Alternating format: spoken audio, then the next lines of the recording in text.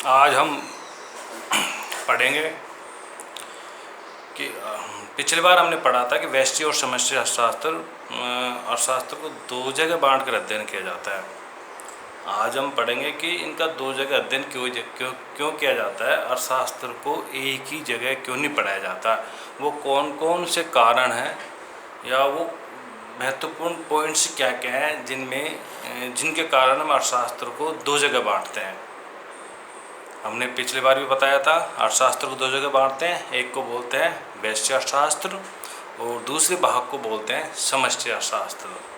ऐसा कौन कौन से कारण है कि व्यष्टि अर्थशास्त्र का अलग अध्ययन किया जाता है और समष्टि अर्थशास्त्र का अलग अध्ययन किया जाता है, इसके आज हम कारणों पर प्रकाश डालेंगे या इनके बारे में आज अध्ययन करेंगे।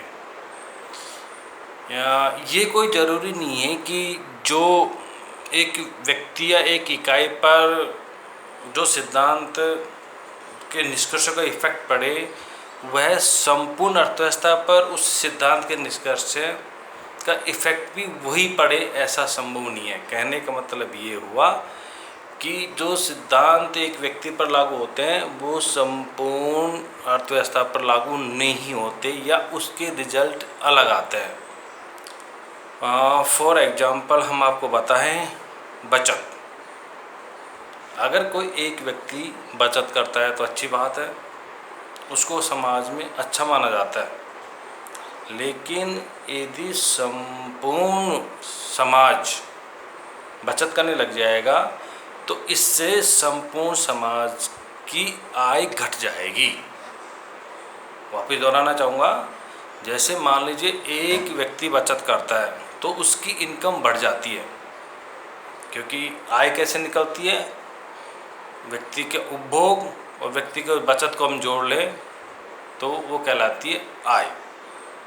लेकिन यदि संपूर्ण समाज बचत करने लग जाएगा, इससे संपूर्ण समाज की आय बिल्कुल भी नहीं बढ़ेगी बल्कि उनकी आय कम हो जाएगी।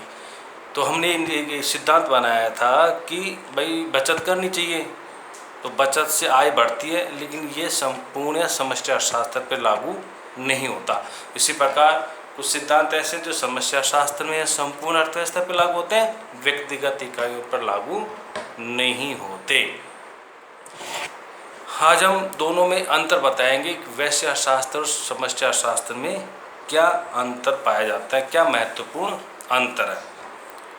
व्यष्टि को अंग्रेजी में माइक्रो कहते हैं, जो ग्रीक शब्द माइक्रो से बना है जिसका अर्थ होता है लघु या सूक्ष्म।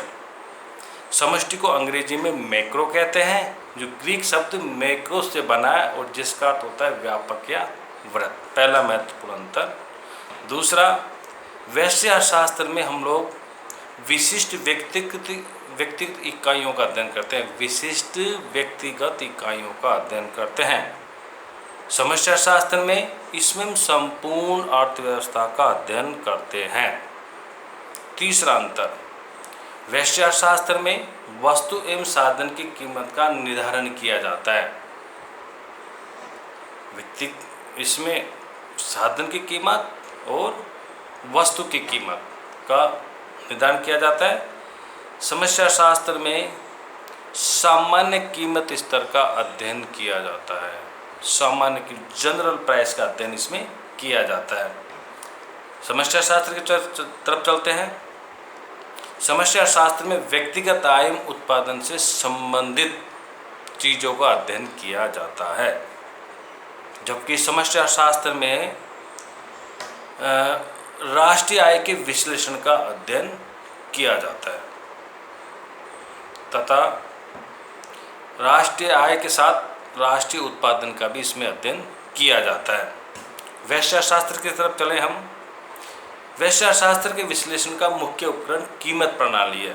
कीमत प्रणाली के द्वारा ही हम लोग एक टूल्स है, एक की है कीमत प्रणाली। कीमत प्रणाली के द्वारा हम संपूर्ण व्यष्टि अर्थशास्त्र का इसमें अध्ययन करते हैं और निष्कर्ष निकालते हैं, जबकि समष्टि अर्थशास्त्र के अंतर्गत राष्ट्रीय आय नेशनल इनकम से चलते हैं और इसके द्वारा इसके विश्लेषण से ही हम लोग संपूर्ण समष्टि अर्थशास्त्र का इसमें अध्ययन करते हैं।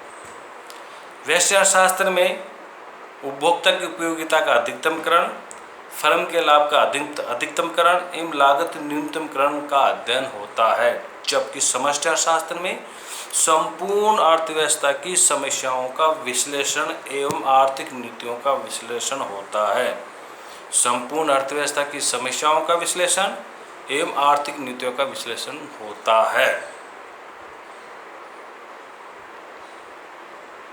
लास्ट, व्यष्टि अर्थशास्त्र सैद्धांतिक है, जबकि समष्टि अर्थशास्त्र व्यवहारिक है।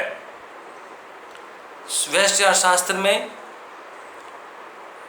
विभिन्न प्रयोगों में साधनों के आवंटन से है। एक साधन के बहुत सारे प्रयोग होते हैं, उसमें से साधनों का बेस्ट आवंटन कैसे किया जाए, बेस्ट यूज कैसे किया जाए, उसका अध्ययन किया जाता है। जबकि समष्टि अर्थशास्त्र में समस्त साधनों के उपयोग की मात्रा का अध्ययन किया जाता है। इस प्रकार व्यष्टि और समष्टि अर्थशास्त्र में ये मुख्य डिफरेंस है, मुख्य अंतर पाया जाता है।